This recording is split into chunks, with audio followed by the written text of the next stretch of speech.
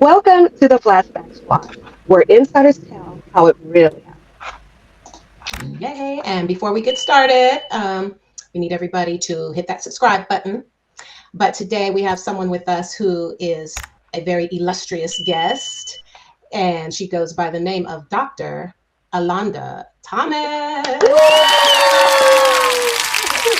Thank you. Thank you, Sabrina. Thank you, Laura. Thank you for having me on the show. Our Yes, pleasure.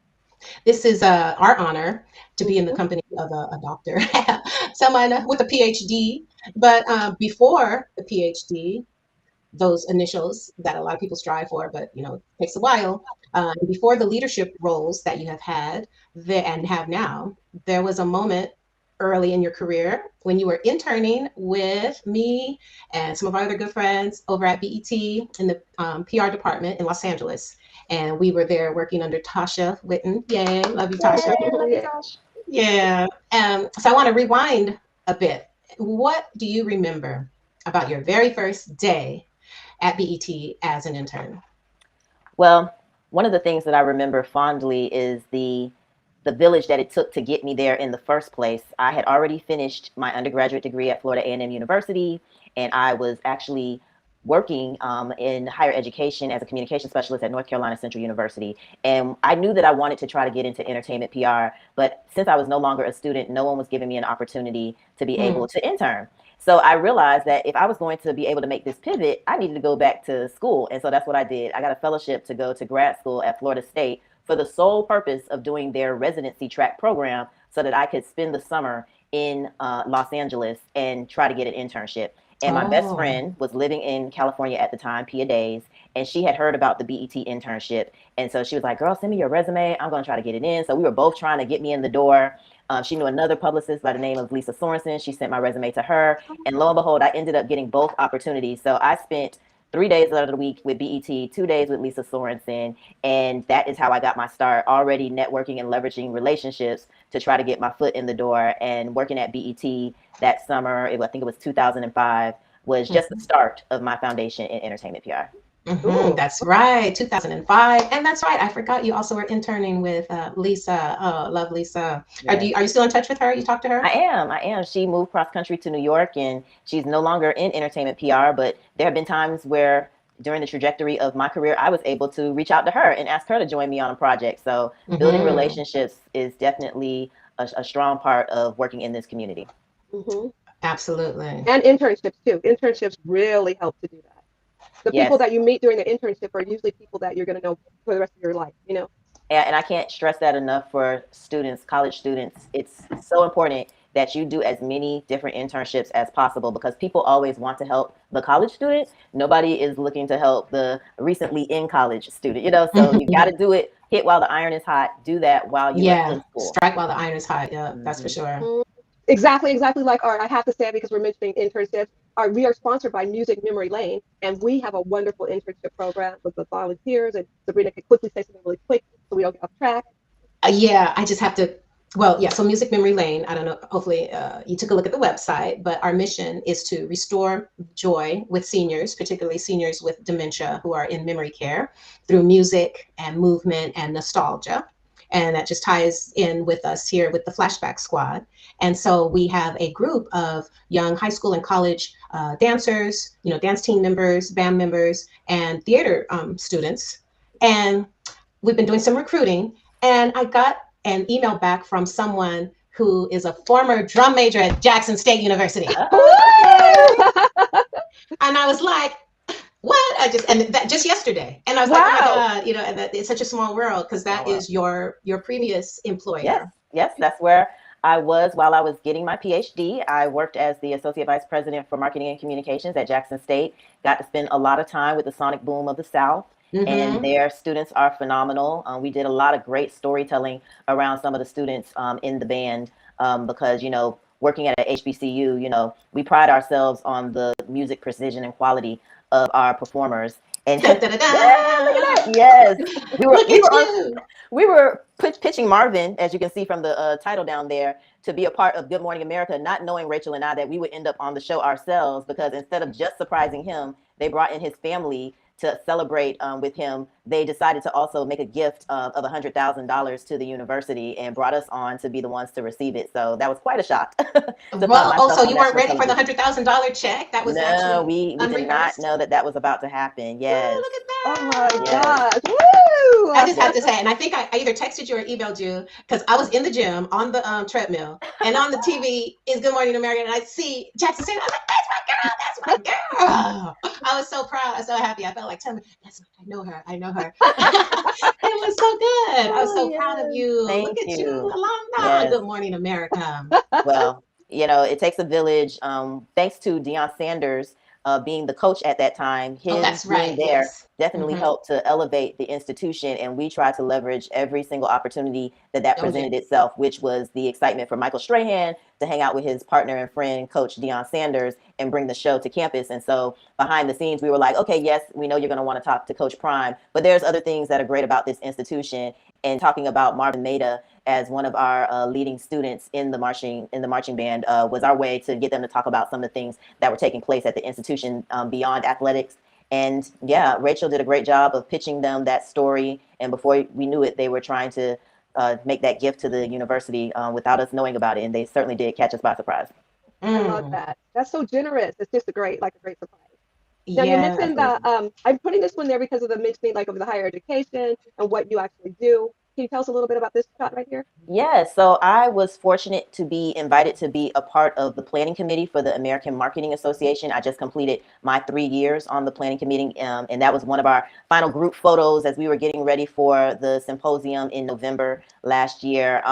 It is definitely a great organization. If you're looking to really see what is cutting edge and what everyone is doing in higher education, that particular symposium is a great one for people to participate in. But in Mm-hmm. general, the American Marketing Association, they have categories for every type of marketer. And so I would certainly check them out to see, how you can connect yourselves and really help to increase your professional development in your particular industry. Yeah, Okay. I mean, that's something I've noticed like over these years of, keeping up with you and observing your growth. And that is something that really stands out about your journey is that you never stopped growing, professionally and academically. And it's just an amazing feat and just a beautiful thing to behold. Thank you. Well, I certainly have to credit and thank Dr. Teresa Parrott, who was in that shot. The black Wow. outfit with the black glasses and the gray hair. She was the one who happened to see me on LinkedIn and reached out and invited me to attend the symposium, maybe I guess 4 years ago, and then invited me to be on the planning committee. And it's certainly, when they say iron sharpens iron, Hmm. being around like-minded people who are in your industry, whatever that industry is, certainly helps you to stay sharp. And so I want to thank her again for just, ensuring that I found community to be able to continue to grow so that you're not in your own little bubble, but you're listening and learning from others around you who are like-minded and having to deal with some of the same challenges. It really just helps to motivate you to continue to excel. Yes. Absolutely. Yeah. So, and we know career growth isn't always a straight line.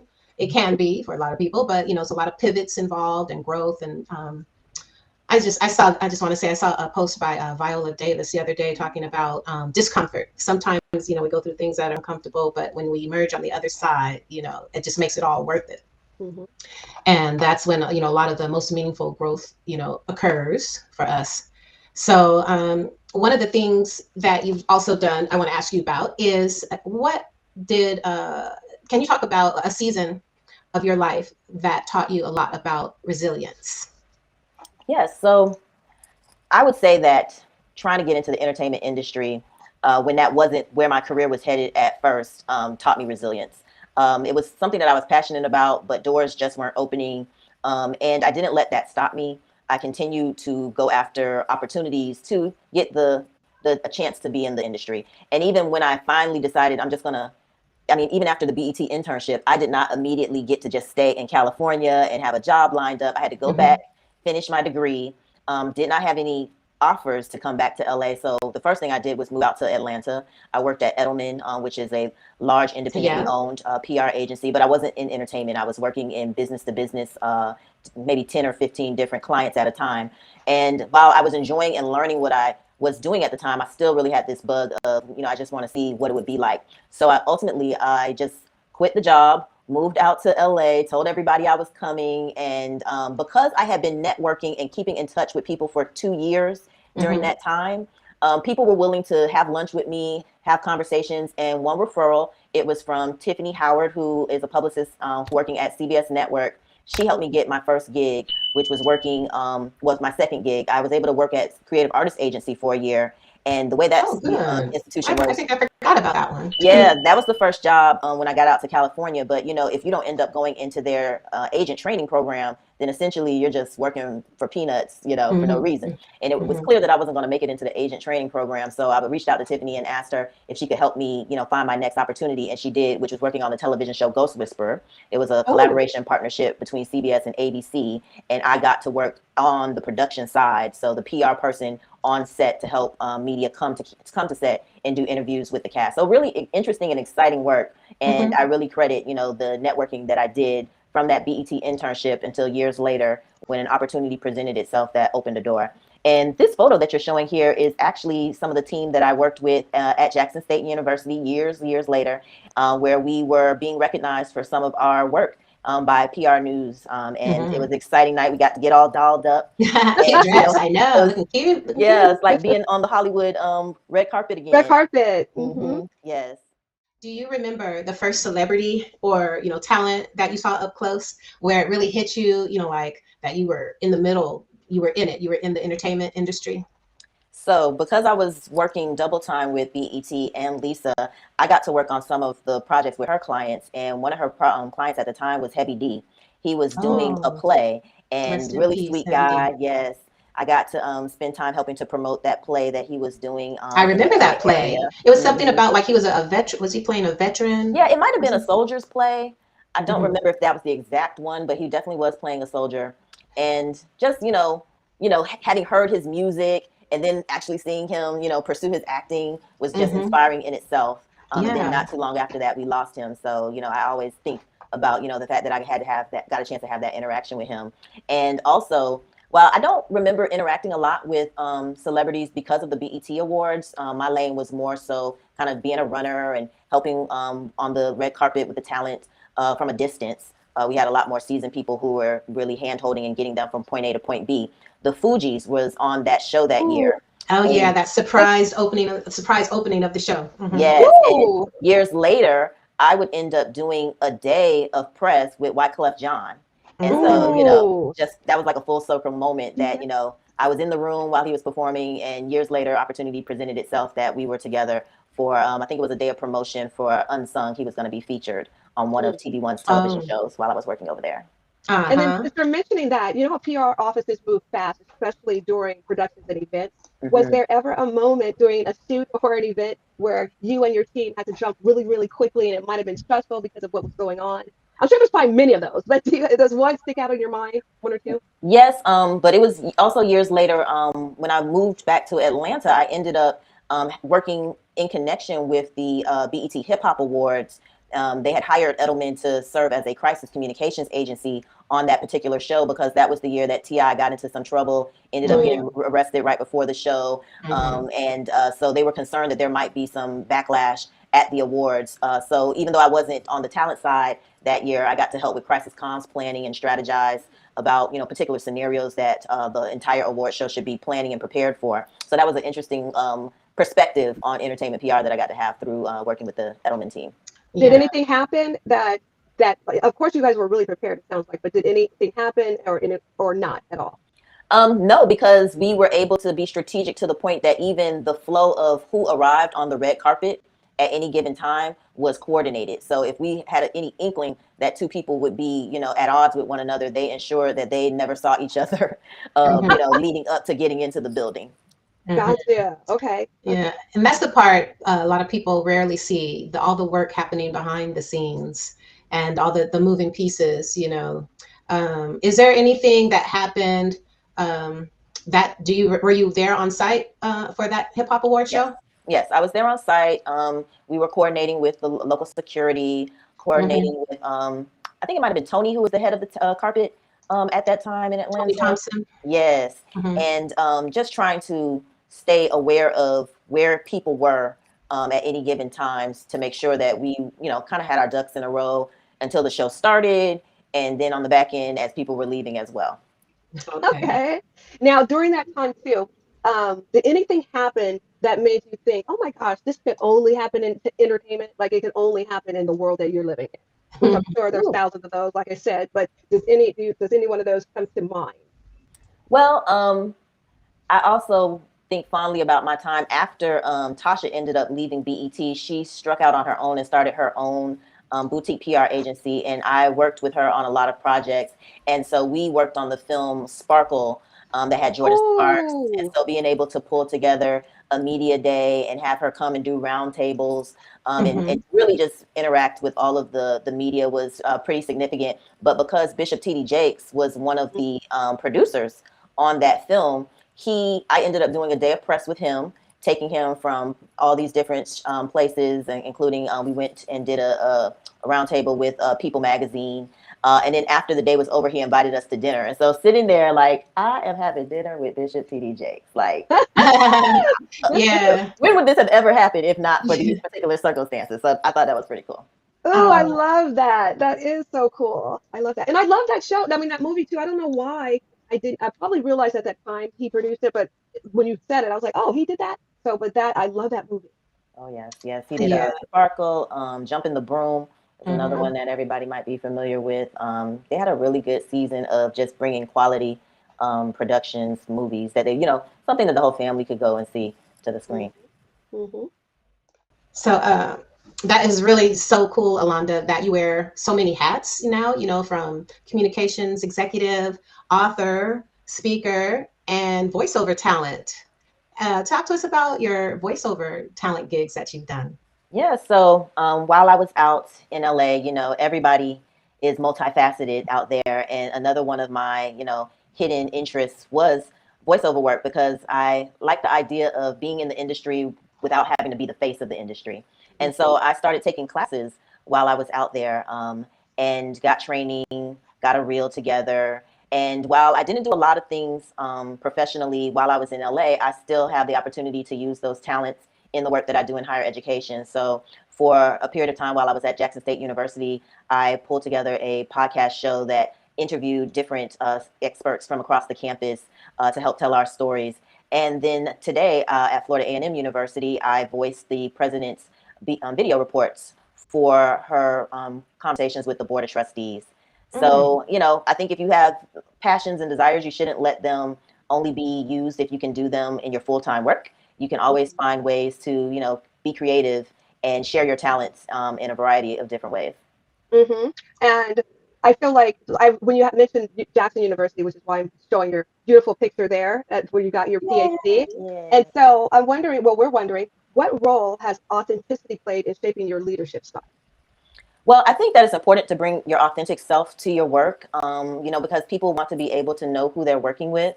And I really don't like being fake. But at the same time, I think that being authentic is being able to be your authentic self when you want to be the person that people can rely on and relate to. That's who you need to show up as every day. And in my work, I've had the privilege of working with a lot of different types of personalities. Some people who are really demanding and really can unfortunately be ugly to people. And then I've worked with some bosses who are really supportive, but from a hands-off standpoint, that they give you the freedom and capacity to learn and make some stumbles along the way and pick yourself back up. And so they have all shaped who I am. And so that has a strong impact on how I lead, trying to allow people to figure out who they are, bring their authentic self to the workplace, and recognizing that we might not necessarily be friends, because you don't go to work to build friendships. We're here to provide a service, and we're going to do that with respect and professionalism. And I think that that's probably what people who have worked with me would take away, is that I, even in stressful situations, find a way to bring balance and levelness to the situation, so that we can focus on the work ahead, which is getting the job done, whatever that particular task is at the time. Yeah, that Love is that. so important, the It is. balance. And because, we're not perfect people, some people maybe closer to perfection than others, but, still, sometimes we make mistakes. And I had just worked on a red carpet. I haven't done a red carpet in a long time, but with Tasha and Jalila, and it felt like a deja vu it was so heartwarming though. That was for Living Legends, and they honored Jimmy Jam and Terry Lewis late last year. And I had to tell Tasha that I just felt, because she played a very big instrumental part in my career too, as our boss, and because you worked with her at Front Page Firm too, and the way she manages when these little mistakes, medium mistakes, big mistakes, she's so calm and make you feel bad. Like, she doesn't amplify it, it's okay, because we don't have time to be doing all that. We got other things we got to do. So, but what you were saying about it, bringing that balance, because it can be a learning opportunity, and then we just learn for it, and we just have to keep going. Yes, I would love to add to that too, that Tasha was a great example of, she might have been having a bad day, but I would have never known it, because when I walked into her office, she always gave me the biggest smile and was like, Alonda, what do you do? And I was like, she can't possibly be, this is a stressful day. There's a million fires going on. And yet, she always presented with, yes, I have time. Let's talk. What do you need? So I definitely take that away as one of the experiences that she helped me to put into my arsenal. Yeah, absolutely. Me too. That's one of the big takeaways from her, as being a role model in that aspect. And just love her so much. And I had to tell her I appreciate her. And it just felt like home again, working with her again after however many years since the last time we worked together. Yes. We learn so much from our mentors, and the mentors, each other, co-workers. That's one of the things I love about our field. Yeah, and I was just about to say, even here recently, so BET, and then working with Tasha at the Front Page Firm, and then I ended up moving back to Florida. And then years later, she was the reason why I ended up at TV One, because she asked me to come work on her team. And I was a part of the office in Silver Spring, Maryland, while she was still out in Los Angeles. Oh, I didn't know that. Yes, which was another one of those kind of dreams I had in the back of my mind. Like, man, I would really love to work as in-house publicity at a television network, and it just hadn't happened in Los Angeles. And through Tasha, that dream became a reality years later, working for her at TV One. And even, here and there, we have been able to collaborate on freelance projects where she'll bring me in after I left Jackson State and I was looking for my next opportunity. She ended up bringing me in to work on a project that she was doing at the Super Bowl with the NFL Players Course. So yeah, love her to death. She's always keeping in touch with all of the colleagues that she's met over the years, and she's been a great mentor and a great friend. Absolutely. Oh, yes, I love that. So now, go on. So why don't we talk about some of these big national moments that you have been involved with? We talked about Good Morning America, which is huge, but I also want to hear about this exciting Marching 100 Florida A&M situation with Michael Jackson. Tell us about that. Yes. So again, building relationships and keeping in touch with people led to that amazing opportunity. A colleague of mine from a former place of employment knew that I was at Florida A&M University. And so she reached out to see if she could connect me with Lionsgate because they were looking for a band that would be able to do a performance of one of Michael Jackson's songs as they were preparing for the premiere of the new film about his life that's coming out on April 24th. And I had to do a little bit of convincing to get our director to participate because it was short notice. The Marching 100 is booked and busy. They had a long list of different performances that were coming up. But with myself, the president, and the representative from development, Marvin Green, we were able to say, you've got to do this one. You've got to be a part of it. And so we got everybody together. The students pulled together this presentation, which was phenomenal. And I would say less than 2 weeks. They brought in a crew.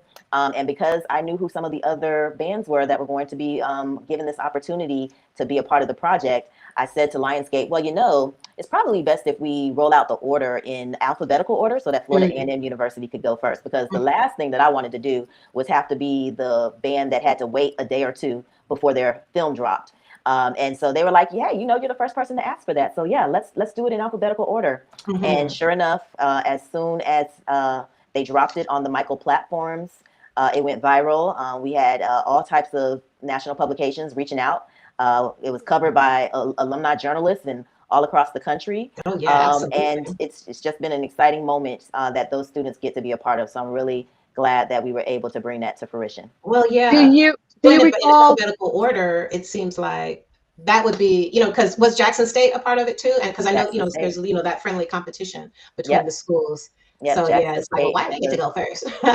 Yep, because I planted that seed at the right Do you remember time. Do you remember any of the songs that were played, that you guys played, that your band played? Yes, it was one song that the production company licensed in order to be a part of that performance. So every school did the same song in order to participate. Now, of course, my mind is blanking on the name of the I song. think it's Don't Stop Till You Get Enough. Thank you. Oh, okay. I Don't just stop had to till you watch get enough. it when we, Yes. were getting ready for you today. Oh, that is Oh, so awesome. it is. It is. So, what did the students say, or were they like, do you think they felt excited about, this tribute connected with the King of Pop? Absolutely. Because even though it's been more than a decade since Michael's passing, his music truly is inspirational and it will live on forever.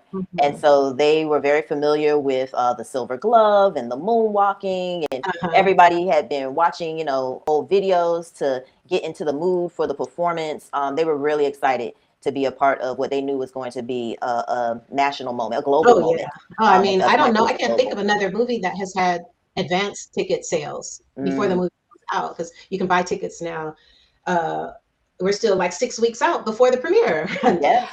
But we're going to be talking about Michael some more with some of our other guests and stuff. But so for this particular promotion, is it all HBCU bands? Yes, it was three HBCU bands, Florida A&M University, Jackson State, and Southern University.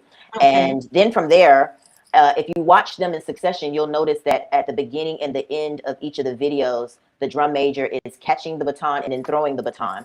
And so after the last performance, they throw the baton out and then the screen tells you you're next. And so what they're looking for is different bands, organizations to do their own version of Don't Stop Till You Get Enough and bring and submit it Oh, so that it'll continue on. They might end up doing some type of compilation project with the submissions that they receive, but I don't know all the details. I you love heard it here first. We that. got the scoop. Oh, that is so cool. I mean, It at moments like is. this, why do you think? Because you've worked that I know of, you've worked at three HBCUs: Howard, Jackson State, and now FAM. Why do you think moments, where HBCUs traditions, meet such global icons as Michael, you don't even have to say his last name, Michael Jackson, resonate so strongly with audiences? Why do you think that's so?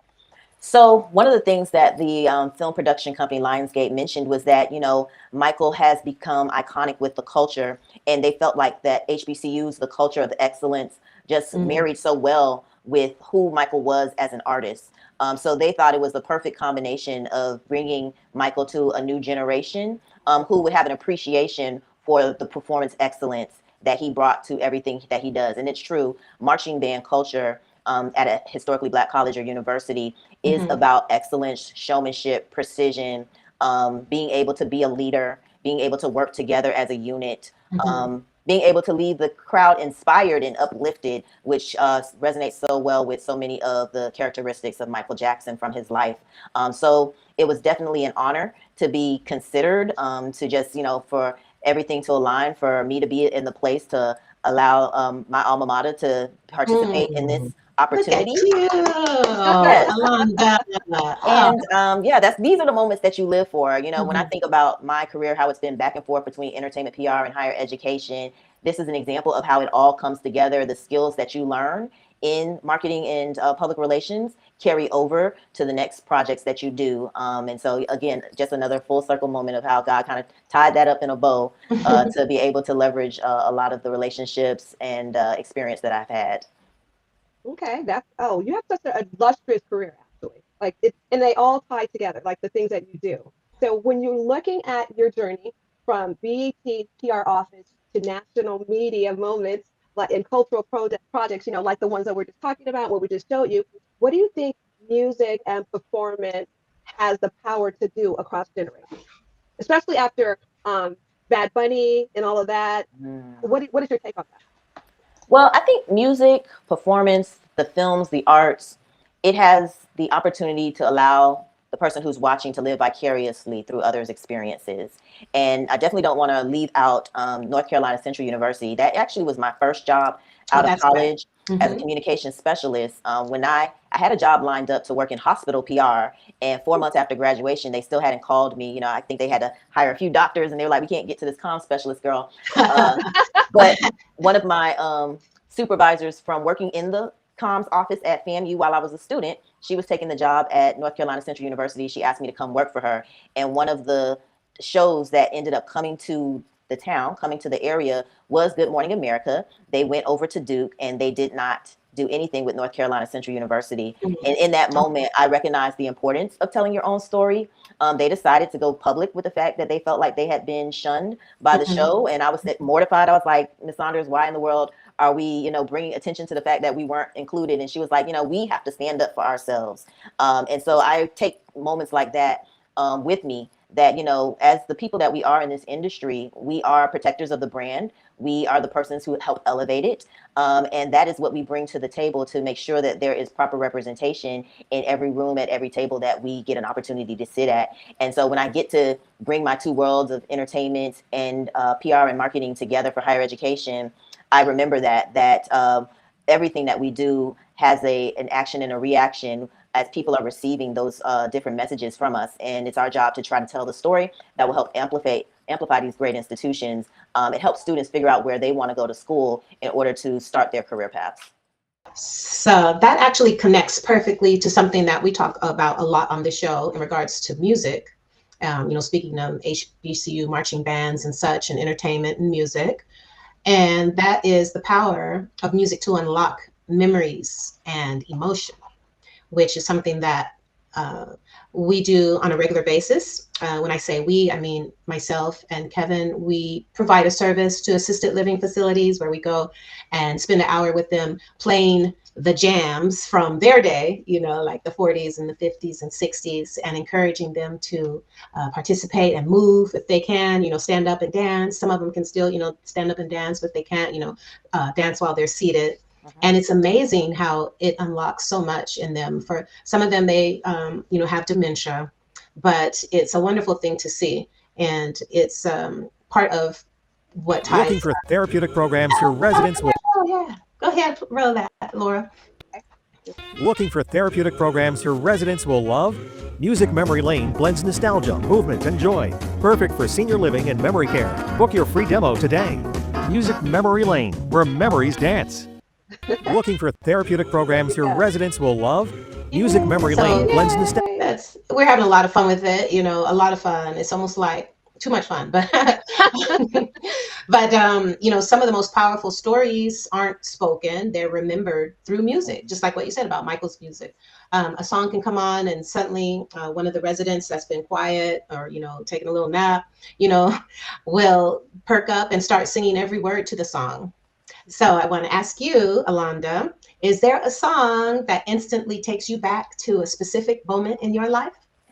Yes, and interestingly enough, I got to spend this last weekend with my niece and nephews in Atlanta. We all met up there to go to one of our cousins' baby showers. And when we went back over to one of my cousin's house to just hang out for the afternoon, she pulled out her karaoke machine, and we all were taking turns. And I haven't heard this song in years, but I picked up the microphone and sang Whitney Houston's "I Believe the Children Are Our Future." And I can remember, I can remember when I was in elementary school and there was a talent show, and I auditioned with that song, like had been practicing and practicing.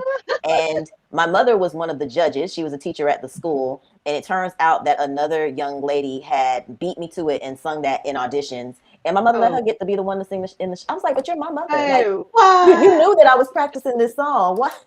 So yeah, I'll never forget that. I didn't get to sing, Greatest Love of All in the talent show, but it's still one of my favorites. And I sang it for my niece and nephews last weekend, and they loved it. And I know you got a standing ovation. And I love that song too. So I didn't even know you sing. So do you sing? Like for me, I sing around the house, I sing in the car, I sing all around, but I wouldn't call myself a singer, and I'd have to, have a cocktail before going to karaoke, but I don't even drink alcohol. But so for you, so is your voice like singing? Can you sing a little bit for us?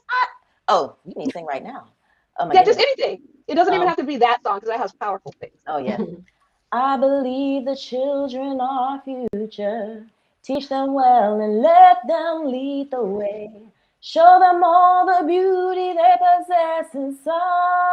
Oh, girl, yes. Give them a sense of pride to make it easier. Let the children's laughter remind us how we used to be. You see. Woo! Girl. Oh, thank you, Alonda.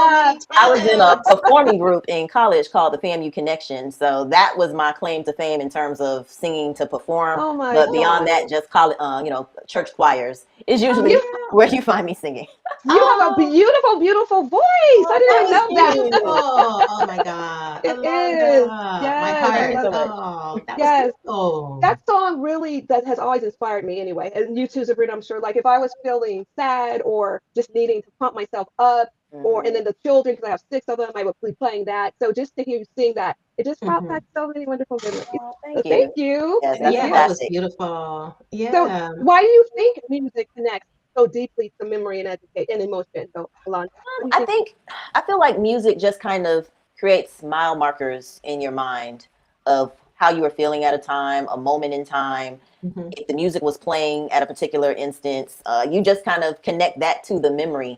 And so you can think fondly about it because if it was a happy memory, it brings back great memories. And, if it was a negative experience and there's a certain song you connect with it, it might make you a little sad. Mhm. It's just part of the human experience, I think. And especially well written music is just so beautiful that you kind of make it a part of your experience for whatever was going on with you at that particular moment in time. Yes.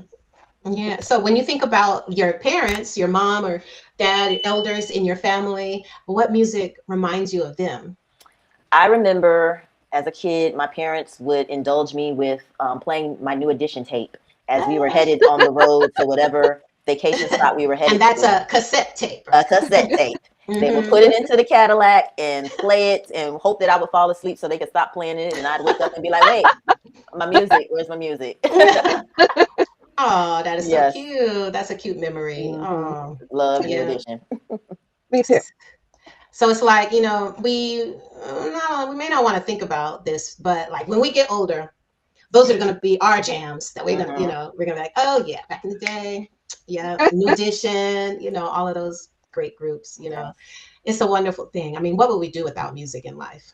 Mhm. I I don't know. think that it's kind of like the soundtrack to a lot of our lives as well. When you talked about the work that you're doing with senior citizens and allowing them to relive those Hmm. fun moments, um, music can bring joy. And so I'm glad to hear that you're doing that work to kind of respect and honor our seniors. I think it's Yes. important that we keep them motivated, inspired, and try to leverage their experiences for as long as we have them. And music is a great way to do that. It's a great unifier of sorts. Yeah. So in the nonprofit space, there's this. I guess it's a natural thing. It's like it's more nonprofits geared and programming and things geared to youth and different illnesses and things. But dementia and Alzheimer's and those are illnesses too. But it's just a great feeling to give back to our elders because they poured so much into us, and so Yeah. that's one of the reasons and the rewards that we get is just helping them to smile and feel good. Hmm. Absolutely. Yeah. So yeah, this is our flashback rapid fire round. Okay. And this is where we're going to ask you 10 questions. It's sort of like this or that. And you can pick one or the other, like the Okay. first one that comes to mind. Coffee or tea? T. Keynote stage or podcast? Podcast. Okay. Strategy session or creative brainstorm? Mm. Creative brainstorm. Classic Motown or 90s R&B? Ooh, 90s R&B. Okay. Reading a book or listening to an audiobook? So reading or listening? I would love to have time to read a book again, but these days it's more audiobooks. Mhm. I agree because I love the smell of paper. I love the smell of the book. Yeah. Um, so morning productivity or late night inspiration? Late night inspiration. I am not a morning person at all. Sabrina knows that goes for me too. Okay. Write the message or deliver the message. So write it or deliver it. Write the message. Quiet weekend or lively gathering. I would love to have a quiet weekend where I did have to do nothing. What is your favorite decade for music? Mm, I probably have to go back to the 90s again. That's why I picked the 90s R&B. Just, that was a good decade for Mhm. me. Do you have And a I felt like favorite that song? music continued on. Mm, Do you have a favorite song? I listened to a lot of Brandy and Monica back then. Like I said, New Edition. So that was the BBD that came out afterwards and everything. Yeah, I can't really Okay. pinpoint it to one particular song, but just, you know, I think about even Mariah Carey. Oh, yeah. Loved a lot of the stuff that she had coming out in the 90s. She had a lot of great hits. Okay. Now, Sabrina, you're not doing any of the flash questions? Those were all for me? Yeah, that's fine. Okay. So this is the last one of this kind of rapid fire question here. Give us one word that describes the legacy that you hope to leave. I know one word is hard, but Yes, let me think. Well, if it was one word, I would say determination. I think that's a that good one. having determination to reach your goals is important for all young people as they, you know, figure out what they want to do with their lives. You might not have it all planned out and figured out, but if you're determined, you will reach your goals eventually. So you just got to give yourself grace and keep trying, keep getting at it until you have accomplished what you put your mind to. So determination. Never give up. I love that. I I love do that. too. I do too. Well, Alonda, aka Dr. Thomas, this has been such a great conversation with you. Thank you And we so much appreciate for having you. me. Yes. Thank you for taking the time to rewind the tape with us and share these stories with us. Because we love hearing the journeys behind the success and the early chapters and the unexpected details and just learning those tidbits that we never knew or I never knew. So you have been wonderful. So thank you so much. Yes, yes, thank Well, it's you. certainly my So you are now pleasure. officially in the squad, the Flashback Yes. Welcome to the family. Welcome to the squad. Squad. Yay. So Thank you. everyone watching or listening, thank you for hanging out with us today. Any last words you'd like to share, Alonda? Oh, I'm just excited to be honored with the opportunity to be on the show with you, lovely ladies. And I wish that all of your audience will continue to support everything you guys do and just continue to be motivated by the guests that you bring on this platform to take away whatever nuggets they can to put into their own lives and apply to their own dreams and visions. Oh, I love that. Thank Yeah, you. thank So, for you. everyone, if you enjoyed this conversation, make sure you subscribe, like, and share this episode with someone who appreciates great throwbacks and flashbacks as well.